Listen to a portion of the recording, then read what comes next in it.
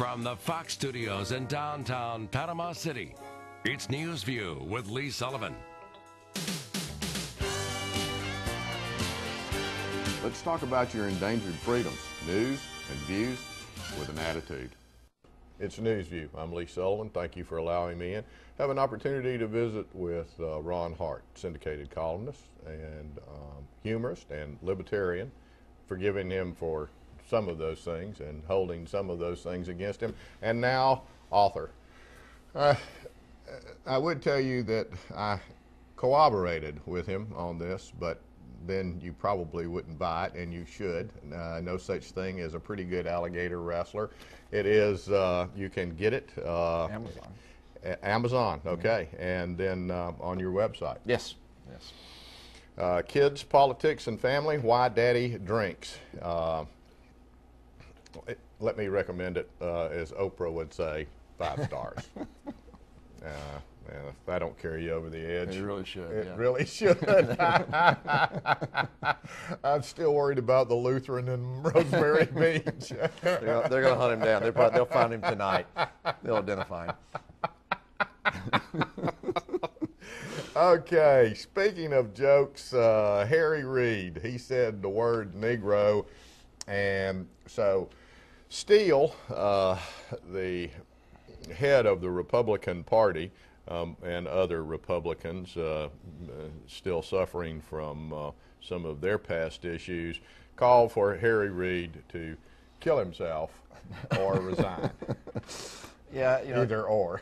Well, apparently in today's political landscape, if you're a liberal Democrat, you can't be a racist, right? Right. It's only the others that can be racist. But he was quickly forgiven. Harry Reid of Nevada makes this statement, and it sounded more like your grandfather talking. You know, who says Negro? I mean, who says that? My grandfather. Yeah, exactly. Yeah.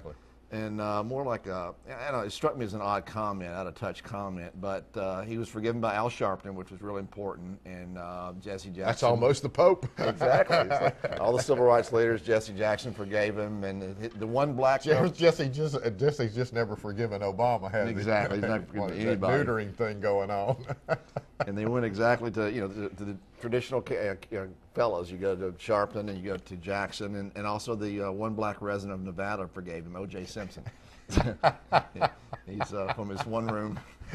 He's in Las Vegas where his room is being comped right now, which is kind of nice. But so he did get forgiven by that. So it's off the news and move on. Next subject. That's how it works with the Democrats.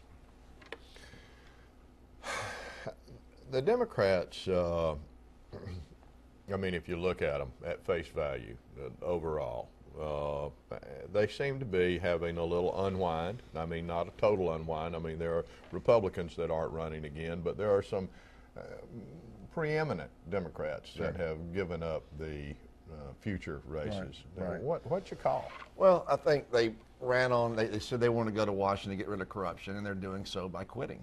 That's the easiest way to get rid of corruption for these three. You talk about Ben Nelson, you talk about Dodd, who is 20 points behind the polls. Ben Nelson with the Nebraska, the Cornhusker shakedown.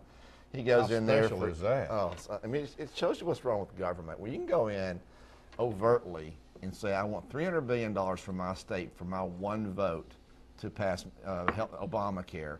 And if you're the Democrats and you can't get 60 votes, you got 60 people in the Senate, you can't get your own party to vote for this thing. You have to bribe your own party to vote for this thing. What does that tell you about the quality of this bill? It's absolutely awful. So I mean, he got special tax breaks for the Mutual of Omaha. He just threw a kit and caboodle in there of things he wanted for his state. And his people are still mad at him. I think they wanted the Cornhusker Nebraska Stadium to be domed or something. They wanted something else for it. Well, I just can't understand why the United States of America doesn't legalize prostitution when you look at Congress. Yeah, I agree. Very similar. You know, they go in there. If you did this in like you said, Jefferson of Louisiana. Yeah, but I mean, he took the hard cash and put it in the freezer, you know? I mean, the guy's planning ahead for the future, and they aced him. How different is that than shaking someone down for $300 billion? It's not yours. I mean, if you're Florida, if you're Georgia, if you're Tennessee, where's yours? I mean, you're going to have to pay for this monstrosity. He got shaken down. I mean, and it's sad when Obama has to cut these deals and has to do them in the back room, not on C-SPAN, like he said, not transparently, like he said. He's out there in the backroom deals with Nancy Pelosi and Dirty Harry and cutting these deals with his own party. This is not even other people he's trying to bring in to cut a deal. It's awful.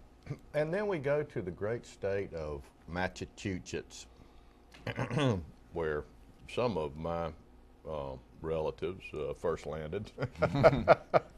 Mine did too. Trying to build a railroad or some yeah. menial labor, bless their hearts, poor Irish. Yeah, But anyway, we're talking about as you said when we were visiting earlier, the bluest of the blue states. And then we have Mr. Brown, if I can say Mr. Brown, without being cheeky about old songs, but you got Mr. Brown, who looks like that, as a Republican, might be the winner. Yeah, by the time the show airs, we'll know what the winner is. But the fact that it's even close in that state is a huge negative for Obama, that he had to go there and politic for a Democrat in a state that hasn't elected a senator, a Republican senator, since 1972. And it was the African-American Republican that they elected then, the one that was sleeping with Barbara Walters, Right. Brooks or something. Right. I mean, it's a very liberal state, and they've had That certainly qualifies him as electable in Massachusetts. Scott Brown's a good guy. I think his daughter was the one on American Idol as well. He has a little bit of notoriety. He's a pretty simple guy, very likable person, drives a truck around the state.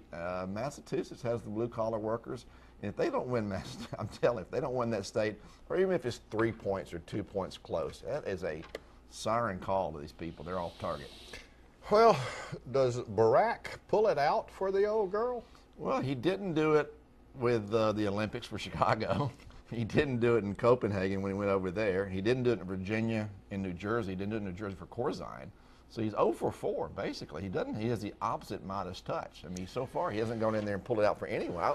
I would pay him to stay away. Well, and that gets to be you lay into the point or the question that I ask, and that is he in going to Massachusetts, does he expose himself literally to? I mean, how does he hide from that failure if in fact it becomes a failure? The media will cover for him. Obviously, they'll nuance it. They'll make excuses for it. Oh, it was a tough year. It was this, that, and another. But everyone with any common sense knows he's making a hard pitch. He went there Sunday after church. He made a huge pitch. He took a shot at people. He does this whole change thing. He does his whole. He's in constant campaign mode. I don't think ever since he's become president that he's gotten off the campaign stump. Everything's a campaign speech. Everything's about change and some higher calling. And I think people are tiring of it very quickly. 100 days is he's gone. His popularity ratings have gone down, lower than Tiger's. I mean, at least Tiger had fun getting his going down. I mean, Obama's sent his ratings way down, and people just don't. And this is not Missouri. This is not Kentucky. This is Massachusetts. This is way up there. The liberals. This is the Kennedy space.